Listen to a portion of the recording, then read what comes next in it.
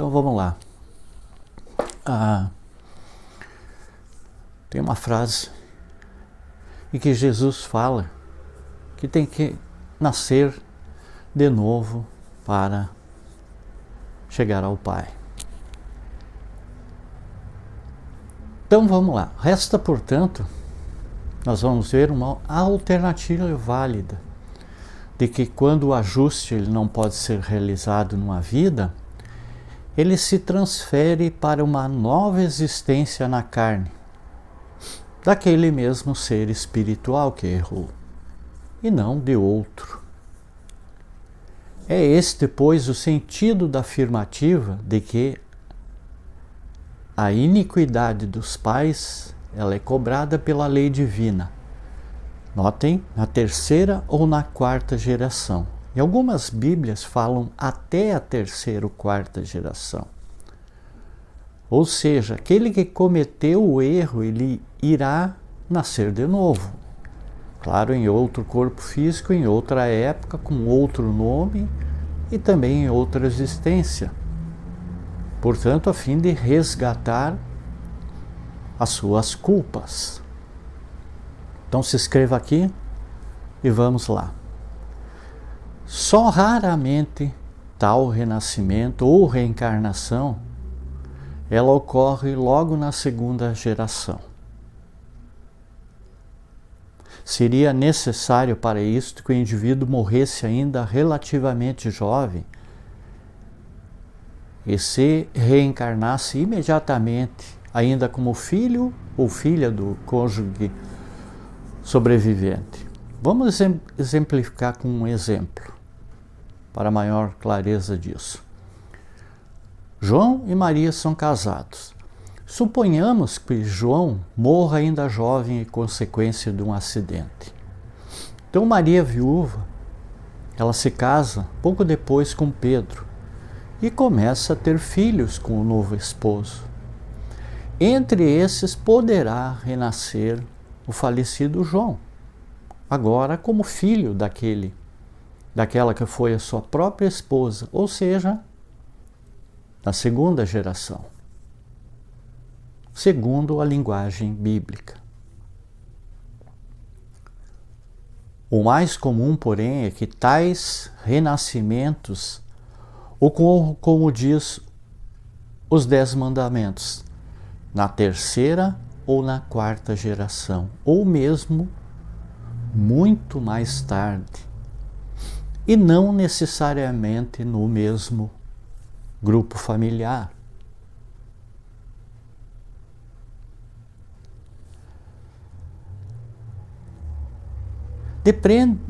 Depreende-se, pois, que quem escreveu o texto do primeiro mandamento, ele tinha plena consciência do mecanismo das vidas sucessivas, ou seja, sabia que o espírito ele costuma renascer 3 ou 4 gerações adiante, a fim de resgatar seus erros ou dar prosseguimento às suas tarefas que ficaram inacabadas.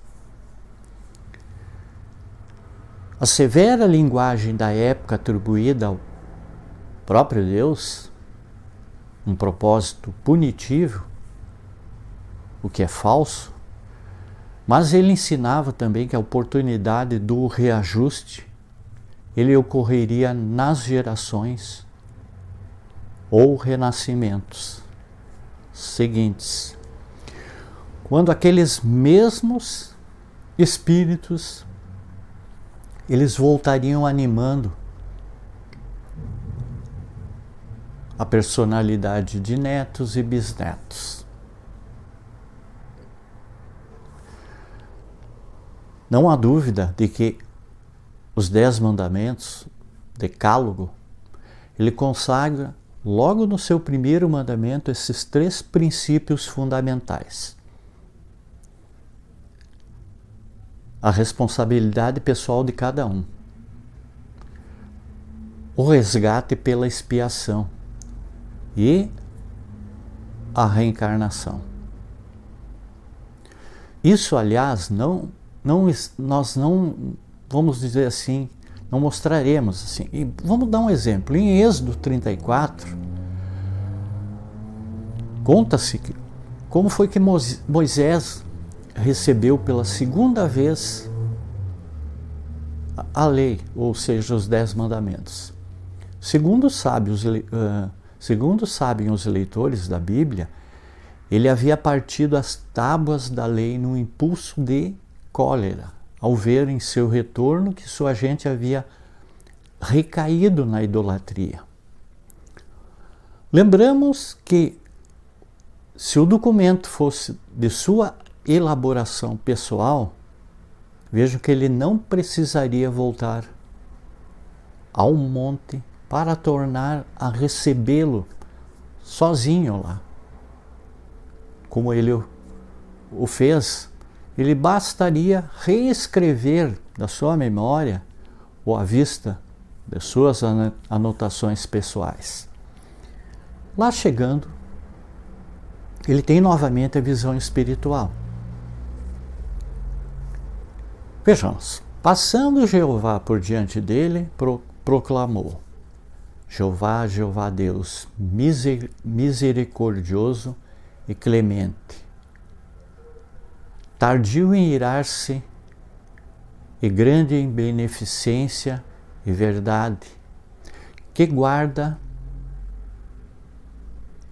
a beneficência em milhares e que perdoa a iniquidade, a transgressão e o pecado.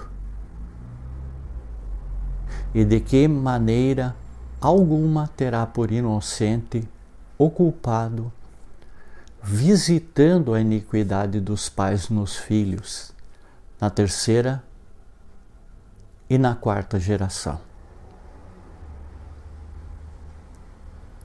Dificilmente poderia ser mais bem expressa essa doutrina da responsabilidade pessoal. Vamos ver que a frase é inequívoca. De maneira alguma terá por inocente o culpado.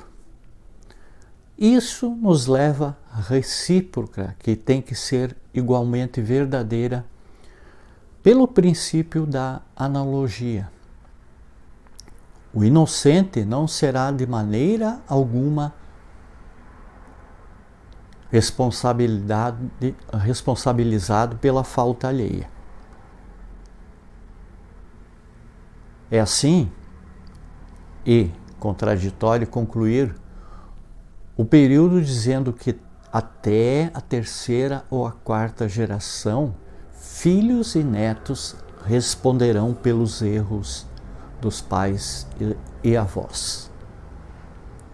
E nós voltamos a lembrar, ainda que isto fosse aceitável, como admitir esse outro, desculpe a palavra, absurdo, que é o inferno para castigar os que erraram, se pelo mesmo erro são punidos os seus descendentes?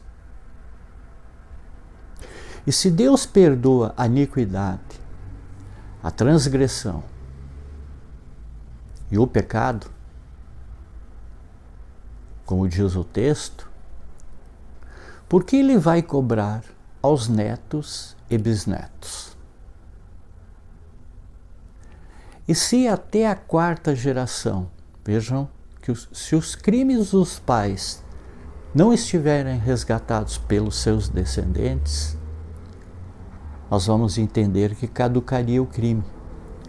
Prescreveria a falta? Ficariam todos isentos, todos perdoados, redimidos, purificados? E vamos mais adiante. E aqueles que não têm descendentes? Certamente não poderá ser esse o espírito do texto. Lamentavelmente, como vemos, ficam os textos com as marcas das preferências dogmáticas de seus tradutores ou aqueles que manipulam. ao tomar a Bíblia para consulta, o leitor precavido, ele precisa saber preliminarmente se a versão, vamos dizer que é católica, protestante, ortodoxa, ou qualquer uma que seja, para saber como posicionar-se. Seria altamente desejável que expoentes da erudição bíblica, linguística, histórica, se reunissem para elaborar um texto limpo, que seja confiável, neutro, que seja expurgado de conotações sectárias, fiel aos documentos originais. E que cada leitor o interpretasse a seu modo, mas que o texto básico fosse um só. E ao que vemos desde remotos tempos, nem mesmo versões obtidas no âmbito da mesma corrente religiosa, elas concordam entre si. E algumas vezes sequer a mesma versão é coerente consigo próprio. Vamos dar um exemplo. Em Êxodo 20, 5 a 6, diz o seguinte: eu sou o Senhor teu Deus, um Deus zeloso, que vingo a iniquidade dos pais nos filhos. Inocentes e culpados apenas nos 10 mandamentos, confirma-se em outros pontos, como ainda dos netos e nos bisnetos daqueles que me odeiam. Mas eu uso de misericórdia até a 1000ª geração, com aqueles que me amam e guardam meus mandamentos. O texto nada diz sobre as famigeradas gerações da vingança, podendo prestar-se sob esse aspecto a missão da doutrina das vidas sucessivas. Pelo menos não menciona ele a expressão até a 3ª ou 4ª geração. Já a coisa fica outra, quando o texto é repetido em Êxodo 34, 7.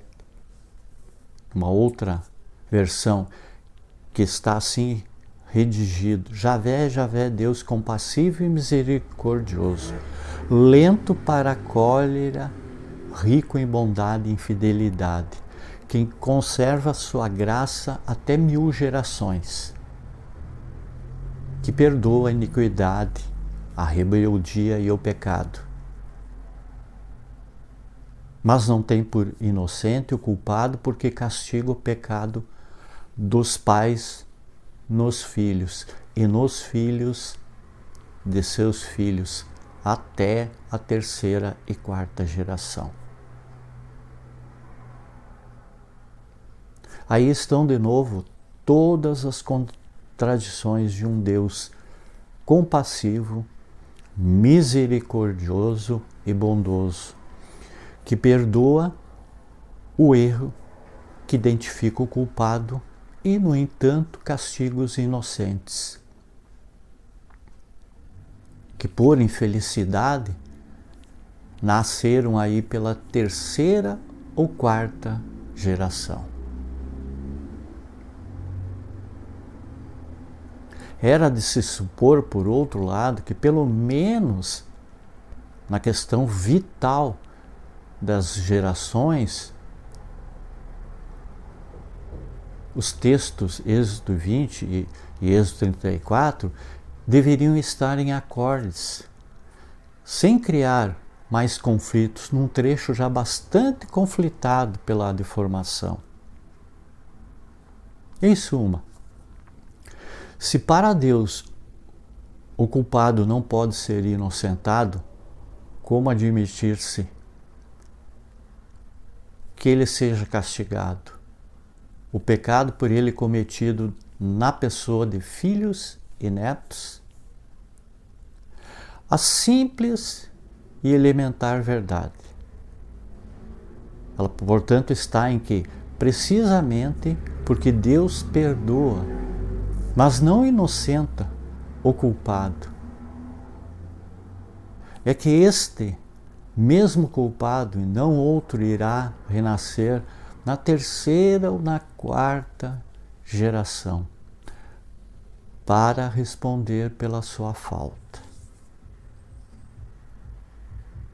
Nada mais, nada menos do que isso. E o resto, me perdoem, é sofisma, ou então aquela dificuldade de perceber a verdade que Jesus identificou claramente nos que se tinham por doutores e entendidos. E a mais, porém, ao profetizar sobre a nova aliança, Jeremias declara enfático: naqueles dias não dirão mais: os pais comeram as uvas verdes e os dentes dos filhos se embotaram, mas cada um morrerá pela sua iniquidade. Todo homem que comer uvas verdes, a esse é que lhe ficarão botos os dentes. A citação é de Jeremias 31, versículo 29 a 30. Não há dúvida, portanto, de que muitos interpretavam erroneamente o Decálogo.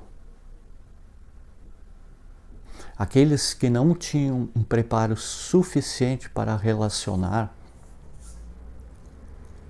essa passagem com a doutrina das vidas sucessivas. Eles ficavam sem outra opção que não a de interpretá-la literalmente. E é certo, porém, que sempre houve em quem soubesse extrair do texto o seu exato sentido. Seja como for, o profeta prevê uma época em que, diante de uma nova mensagem ou de uma revelação, a que chama de nova aliança, a doutrina cristã, naturalmente, não haveria mais dúvida de que cada um responde pelos seus atos e nunca pelos atos alheios.